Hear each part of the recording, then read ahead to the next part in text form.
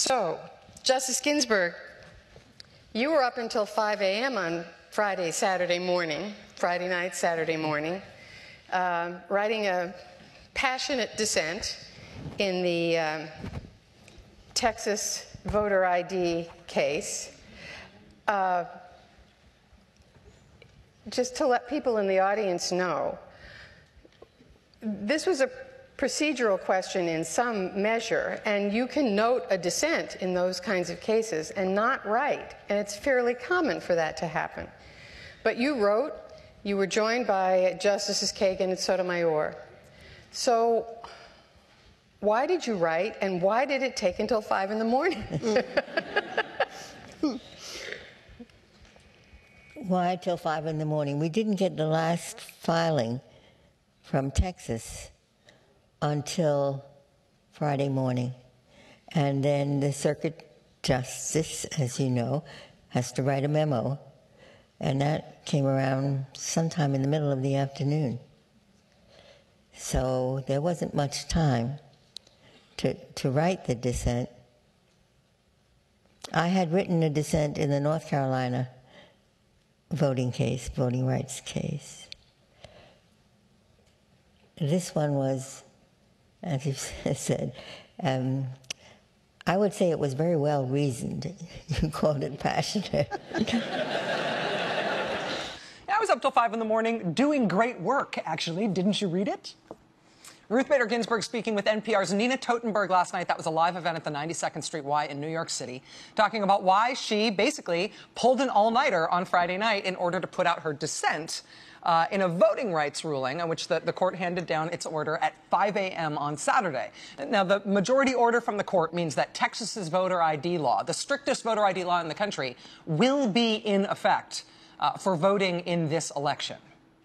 It's interesting. The majority didn't actually rule on the merits of that voter ID law and whether it's constitutional. They just said that the law shouldn't be blocked so close to the election under the principle that it undermines public confidence in the election if the rules about voting are changed too close to the time that voting happens.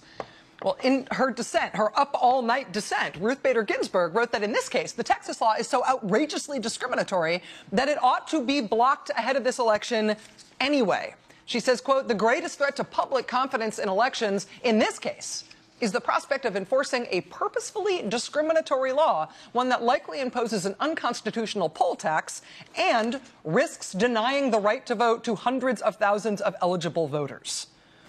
In her dissent, she chastises the justices who ruled in the majority to let the voter ID law go ahead. She says, quote, "The potential magnitude of racially discriminatory voter disenfranchisement from this Texas law should have counseled hesitation on the part of the court when they were thinking about putting it back in effect."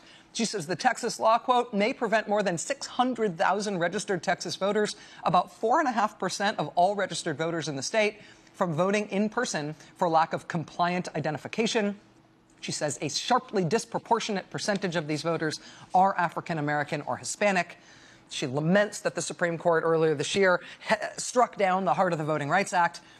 She looked at the historical record in Texas and this voter ID law, which she says was enacted with a racially discriminatory purpose. And she says, quote, "Racial discrimination in elections in Texas is no mere historical artifact." Wow. So Ruth Bader Ginsburg did not have to write that blistering dissent. The majority order from the court was unsigned. They didn't explain themselves at all. They didn't write a word about why they decided the way they did. She didn't have to explain her dissent either, but once she decided to, she did have to burn the midnight oil because this order had to come out in a rush. As she explained to Nina Totenberg last night, they got all their last filings on Friday.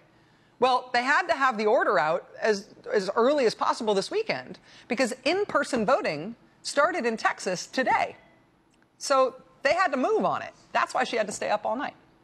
And yes, eventually the courts will rule on the merits of that Texas voter ID law and whether or not it is as racially repugnant as Justice Ginsburg this weekend said it was. But until they are able to rule on its merits, that voter ID law in Texas is going to be in effect. This will be the first big turnout federal election in Texas in which that law is in effect, despite Ruth Bader Ginsburg's all-night efforts to the contrary.